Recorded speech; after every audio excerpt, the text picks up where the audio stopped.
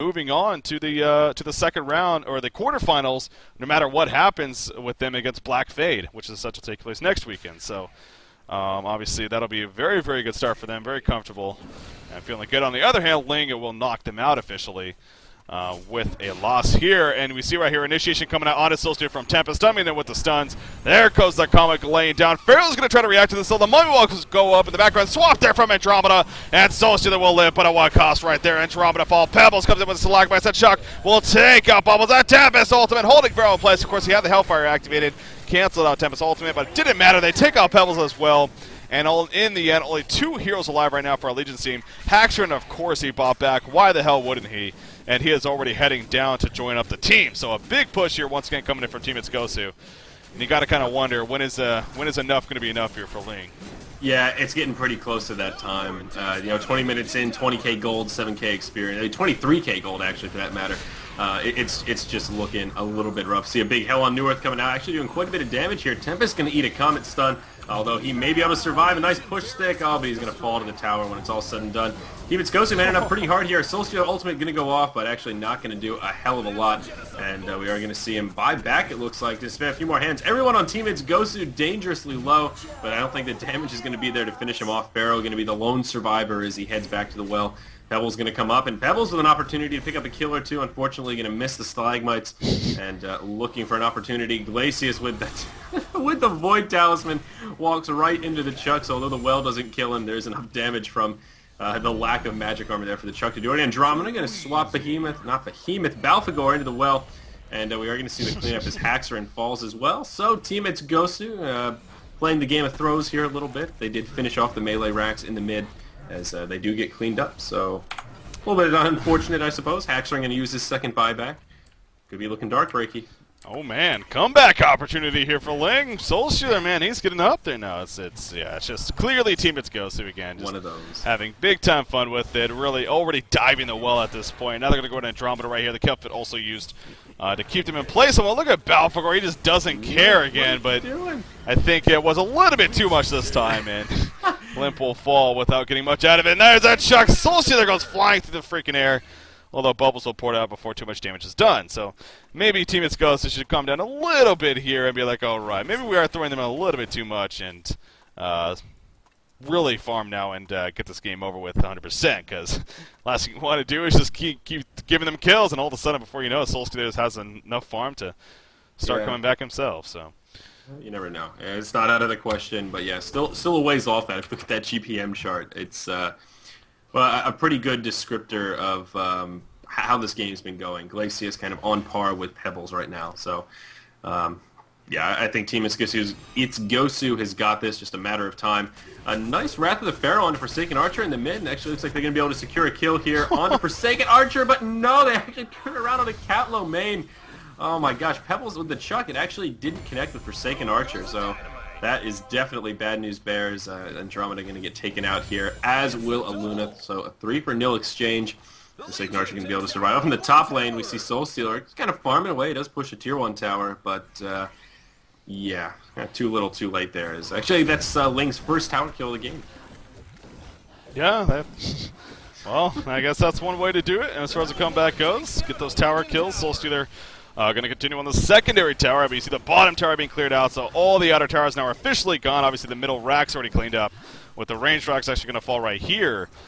So some big split pushing going on here from our Hellborn team. So they're going to group up at the bottom lane, it looks like, as 4 out of the 5 are here. Who is not with them? It looks like Forsaken Archer decided to go farm that top lane and push it back a little bit. Tempest laying in the background. Does have that portal key, obviously, and a level 3 ultimate now, as waiting for the right opportunity to use that. But it is a 5 versus 4, and obviously our Legion team is very aware of that, with Forsaken Archer being up top there. So it's just if they can find the opportunity, would like to go in. You see Solskjaer going to clear up the creep wave right there, but he overcommitted a little bit too much, perhaps. He's going to get trapped by the minions.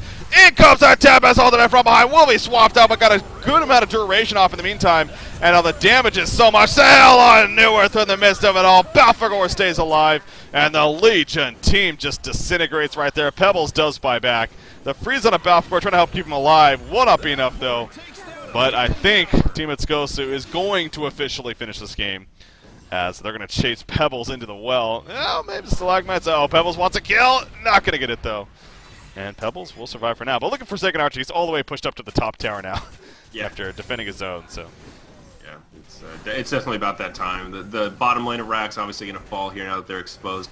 And Forsaken Archer can have a pretty easy time pushing this top lane. One thing about this Defender's Advantage, though, the respawn timers are so low that, interestingly enough, Ling's able to respawn and get back into the action kind of before they're able to just mindlessly auto-attack down the barracks. So it's sort of interesting how even when you're this far behind, that Defender's Advantage is kind of a real thing, even though Teammates Ghost obviously trolling around a little bit.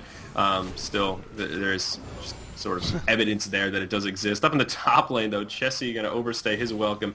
He does get caught by a Wrath of the Pharaoh there, and will fall. Poor Chessie. Poor Chessie. I'm not going to buy back, though. He is going to... Nope, never mind. He just bought back. Oh, yeah, I was going to, give him some props there for not going too crazy. But no, never mind. He decides to buy back and wants to keep the pressure up. So point in the middle lane, going to join up with the rest of the team, it looks like, once again. So the onslaught will continue here from our Hellborn team. And Codex just purchased on Glacius. No big deal. So he has that now. That's when Codex and Void Talisman. The game is over. Yeah, he literally is just a magic missile that cannot be attacked with physical damage. Shrunken Head is still being worked on by Soul Stealer. I mean, he is trying. He really is, but he's up to 10%. 280 gold per minute now. Yeah, he's actually, again, kind of recovered somewhat. You see Forsaken Archer going to get jumped right here, and Forsaken Archer will fall, so that buyback really all for naught in the end from Chessie. We see Wrath of the Pharaoh also going to catch Tempest, and the Legion team going to get a couple of pretty big kills right here. If they can kill Tempest, that is. See the swap onto, I believe that was Pharaoh right there. Yes, Tempest does end up going down. Glacius ends up getting the kill onto Enteromida. Void Talisman activated. Looks to try to buy time for Bubbles to make some reaction. And they will take out Pharaoh. So what a comeback in that fight right there from a Hellborn team. And you see Balfgor coming from the downside. Pebbles needs to be careful. Will get the freeze off. And Glacius barely lives. Oh, the Void Talisman. The Void Talisman saving the day. The Archer's trying to kill him, but it can't because of that Void Talisman. So he'll end up living. Pebbles goes down. And Glacius lives. He's got 10 hit points. The power throw even came out, and I thought it was going to connect with him, but it didn't. Is power throw physical? No. No. No. It was just a really close call, and I thought it hit him when he had Void Talisman on, and I was like, oh, there it is. The power throw going to finish him. Oh, that's so unfortunate. We do see Soul Stealer does have that Shrunken Head now, and it is activated, trying to do some work here, but he is dangerously weak. And nice take cover from Bubbles. There's the Hell on Newark, though. Going to wait for that Shrunken Head to be off. And that will do it for Soul Stealer. We'll see Andromeda fall shortly after. And now, as we said this, probably about 4 times this game, it looks like Teammates Ghost are finally going to be able to end this one. I don't know. I don't know if that's actually going to happen. Ling is determined to make a fight back here. Ling's Walkhouse. They want a victory, damn it. And they will do everything they can to get it. Luna going to have to deja vu away. Pharaoh going through his own mummy walls with that Wrath of the Pharaoh, but also running the opposite direction of his team, and will end up dying. Melee racks will fall here, and so will the ranged racks. So now 2 sets of racks. I don't know if you did the math break here, but we're looking at 66 hero kills here in 28 minutes. Wow. That is nuts. That is quite a lot of hero kills. That's. I mean, it feels like we've seen a lot of hero kills, but when you think about it that way, it's like, Jesus. Yeah, this is like mid-wars status.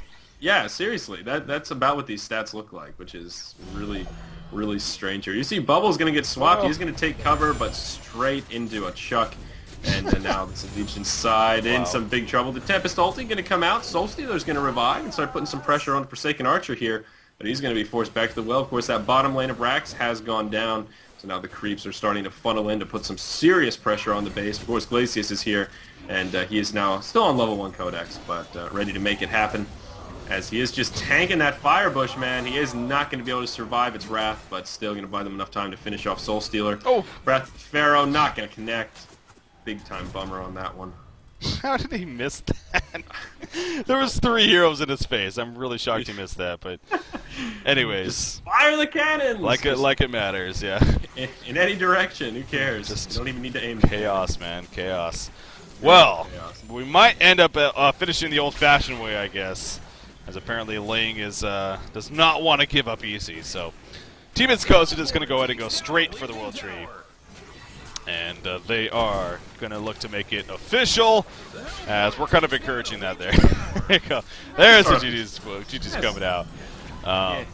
All right, so obviously a little bit of a skirmish ended off right here, perhaps. The Forsaken Archer getting taken out, but Balfagor and Tempest still standing their ground quite strongly here. Pharaoh and Aluna, though, they might fight this off. Pebble's going to resurrect, and Soulstealer will be up in 3 seconds, so I think they are going to ultimately hold it off. Forsaken Archer buys back, and post-save sports in, so never mind. The Hellborn team will end up coming through. Ooh, Tempest gets picked off, but it is going to be too overwhelming. And that will mean Team It's Ghost goes 4-0 so far. Again, there's still one more 2-game series to play, but as a result of how the other matches worked, they are now qualified for the quarterfinal stage, no matter what happens. So congratulations to them. Obviously, still going to have to play for seeding purposes, and in a quarterfinal matchup with 8 of the best teams in the world, you know, it's very important, but a little bit of the stress is off them at least, so that's good news. Ling, on the other hand, not looking good. Not so good. It's basically... you got to give him props for trying the Soulstealer, but Soulstealer tri-lane, we can cross that off of our list of things to try that might work in certain situations. I think a big black marker through that one might be in order. Really, just tri-lane Soulstealer, just not a thing, man. Just not a thing. Yeah. Well, it's a thing, but not a good thing. It's not a viable thing. Not a viable. Yeah, it was unfortunate because I would like to see a Soulstealer do very well again on the competitive scene, but it just doesn't fit him anymore. And until I see it for my own eyes, I don't think it's gonna be the case. So, anyways, that will do it with our coverage for today. So obviously, we got a lot of matches, 5 in total that we covered here, but plenty more actually happened with the group stage here. Again, it's not over yet with the group stage. It is now actually. Where you got one more series to play, as far as 2/3 of the way complete. Yes, 2/3. That's what I was going to say. I'm sorry, I'm trying to type into someone at the same second. But anyways, so yeah, we got one more series to play. I believe that's happening next Friday. Actually, is when it's set to continue, and then the following weekend is when the quarterfinals take place. So. Whew, this is quite the event. $5,000 on the line. The Cooler Master HoNor Tournament. Big shout out to Cooler Master for sponsoring it. Cyber Sports Network, of course, for helping administrate and run it. And a shout out to you, the community, as well, because you guys are tuning in. And without you guys, what would be the point of all this, obviously? So, serving of that. We would be talking to ourselves. And although, we're used to doing that anyways. But listen, I do that quite a bit anyhow, so I don't know. Maybe it wouldn't be so bad. Just wouldn't be as fun. Alright guys, that is going to do it for today. So have a good night. Big congratulations to the team it's goes to. I was hoping to get some results here, updated standings. I don't know if I do. These were the ones before the match. But anyways, if you go to the Cyber Sports Network page, they will have all their, of course, all the updates there. So you can definitely check that out. Have a good night, guys. Once again, I was Breaking CPK. Joining me was Yori. And as always, stay tuned to honcast.com for much, much more coverage. See you again. Take it easy.